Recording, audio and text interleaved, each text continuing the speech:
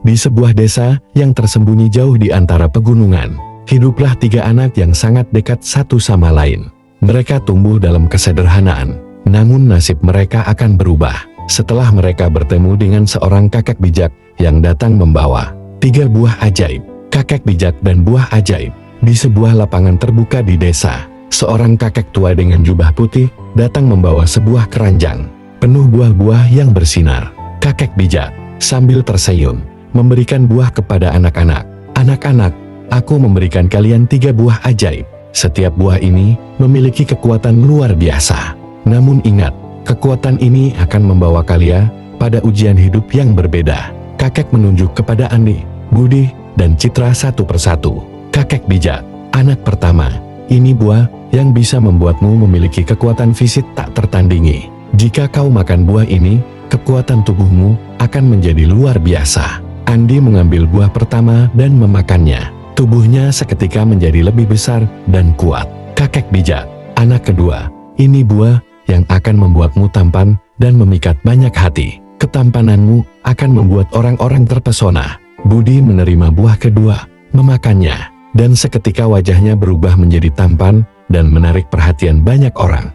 Kakek bijak, dan anak ketiga, ini buah yang bisa membawamu ke dunia yang tidak pernah kau bayangkan sebelumnya. Jika kau makan buah ini, kau akan bisa berbelanja online tanpa batasan, membeli apa saja, kapan saja, di mana saja.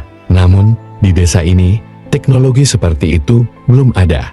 Citra ragu sejenak, tapi akhirnya memakan buah tersebut menjawab. Andi yang menjadi sangat kuat, mulai membantu orang-orang di desa dengan membawa barang-barang berat, membangun rumah, dan bekerja keras di ladang. Semua orang memujinya karena kekuatan luar biasa yang dimilikinya. Budi, di sisi lain, menjadi sangat populer. Wajah tampannya menarik perhatian banyak gadis di desa dan di luar desa. Setiap kali Budi berjalan melewati jalan, orang-orang selalu memandangnya dengan kagum. Namun, di sisi lain, Citra merasa sepi. Kemampuan untuk belanja online yang ia miliki terasa seperti sebuah anugerah yang tidak berguna. Desa mereka tidak memiliki akses internet, dan dunia belanja online tampak seperti sebuah dunia yang jauh sekali. Citra berbicara pada diri sendiri, bagaimana aku bisa menggunakan kekuatan ini di tempat seperti desa ini? Aku bisa membeli banyak barang, tapi untuk apa? Tidak ada yang membutuhkan hal itu di sini. Andi dan Budi mendekat, tertawa bersama karena mereka baru saja menyelesaikan sebuah pekerjaan besar. Andi, Citra, kenapa kamu hanya duduk saja? Kau tidak punya kekuatan seperti kami. Budi, ya, Citra, kalau kau makan buah yang membuatmu tampan, mungkin kau akan lebih populer di sini. Citra hanya tersenyum pahit dan tidak menjawab. Suatu hari, hujan deras datang dan banjir melanda desa. Rumah-rumah mulai terendam dan banyak barang-barang rusak. Musibah datang begitu cepat. Desa yang tenang ini kini terendam banjir. Orang-orang panik, berlarian mencari perlindungan, dan barang-barang yang mereka miliki hancur begitu saja. Tidak ada yang bisa dilakukan Andi dengan kekuatan fisiknya, atau Budi dengan ketampanannya. Untuk menyelamatkan keadaan ini, Andi mengangkat batu besar untuk membangun saluran air. Sementara Budi mencoba membantu mengamankan barang-barang. Namun, usaha mereka sia-sia. Desa mereka hancur. Andi, tidak ada yang bisa kami lakukan. Semua ini terlalu besar. Budi, bagaimana kami bisa membantu orang-orang yang kehilangan semuanya? Citra berdiri dari tempat duduknya, melihat kesulitan yang terjadi. Ia tersenyum, dan mulai membuka ponselnya. Citra, dengan percaya diri, berbicara kepada Andi dan Budi. Aku mungkin tidak bisa mengangkat batu besar atau menarik perhatian orang dengan penampilanku. Tapi aku tahu satu hal, aku bisa membantu dengan cara lain. Citra mulai memesan makanan, pakaian, perlengkapan, dan kebutuhan dasar lainnya melalui aplikasi belanja online. Dalam sekejap, barang-barang mulai dikirimkan ke desa mereka. Dengan kemampuan belanja online yang tak terbatas, Citra mulai membeli barang-barang yang sangat dibutuhkan oleh desa mereka. Makanan, pakaian, perlengkapan bertahan hidup. Semuanya tiba dengan cepat. Meskipun jalan menuju desa mereka sangat sulit, Citra terus memantau pesanan di ponselnya, dan barang-barang mulai tiba di desa. Orang-orang mulai merasa lega dan bersyukur. Desa kembali pulih setelah beberapa hari. Orang-orang berkumpul di tengah desa, mengucapkan terima kasih kepada Citra. Penduduk desa Citra, kau telah menyelamatkan kami semua. Terima kasih. Buah yang kau makan ternyata lebih berguna dari yang kami kira. Andi, Citra, aku minta maaf. Kami salah menilai kemampuanmu. Kekuatan fisikku dan ketampananku memang menarik perhatian. Tapi tanpa bantuanmu, kami tidak akan bisa bertahan.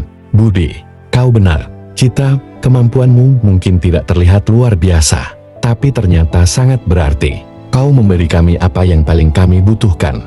Citra tersenyum bijaksana. Setiap orang memiliki cara mereka sendiri untuk memberi manfaat. Apa yang kita miliki mungkin tidak selalu langsung terlihat oleh orang lain, tapi suatu saat akan ada waktunya untuk itu. Kekuatan fisik dan ketampanan mungkin bisa mengesankan, tapi hati yang peduli dan kemampuan untuk berbagi itu yang paling penting. Pemandangan pagi yang cerah. Desa mulai bangkit kembali dari bencana. Andin, Budi, dan Citra sedang berbicara di tengah lapangan desa yang kini penuh dengan aktivitas. Mereka saling berdiskusi tentang perubahan yang terjadi di desa. Andi, kita telah melewati masa yang sangat sulit, tapi sekarang desa mulai pulih berkat bantuanmu. Citra, mungkin kita harus memikirkan cara agar desa ini lebih siap menghadapi tantangan yang datang. Budi, aku setuju. Kita tidak bisa terus mengandalkan bantuan luar yang datang begitu saja. Apa yang bisa kita lakukan agar desa ini lebih mandiri dan kuat, seperti yang kita alami sebelumnya? Citra, betul, aku setuju. Aku juga berpikir untuk ke depan.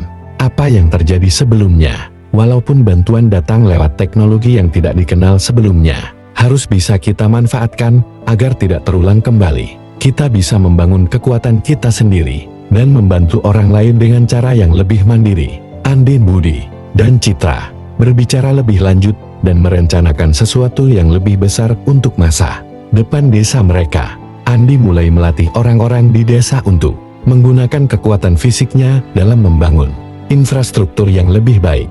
Budi, dengan ketampanannya dan daya tariknya, mulai mengorganisir acara-acara sosial untuk menarik perhatian orang luar yang bisa membantu desa lebih lanjut.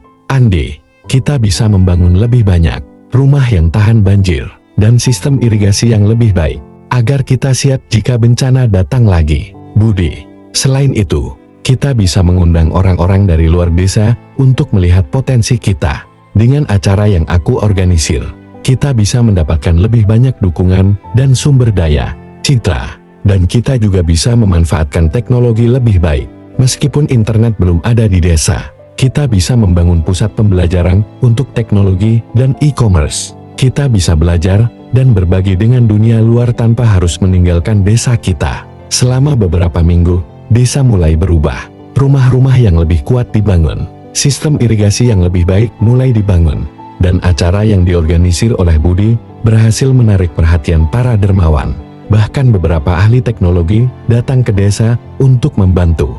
Mereka belajar tentang internet dan bagaimana mereka bisa membangun pusat e-commerce. Stand 8, kejutan dari dunia luar. Suatu hari, ketika Andin, Budi, dan Citra sedang bekerja di tengah desa, mereka mendengar suara kendaraan datang.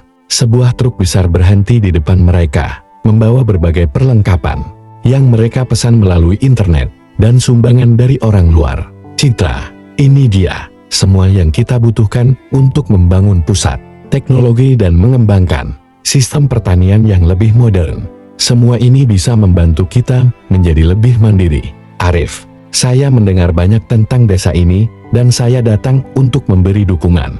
Desa kalian menunjukkan kekuatan luar biasa dalam menghadapi tantangan. Dengan teknologi dan kerja keras, saya yakin kalian bisa maju. Andin, Budi, dan Citra saling berpandangan dan tersenyum. Beberapa bulan kemudian, desa tersebut berkembang pesat. Citra, dengan kemampuannya membeli barang online dan akses ke teknologi, berhasil mendirikan pusat pembelajaran digital untuk anak-anak dan penduduk desa. Di sana, mereka belajar menggunakan internet, aplikasi, dan berbagai alat teknologi lainnya untuk membangun kehidupan yang lebih baik. Terima kasih yang sudah menonton.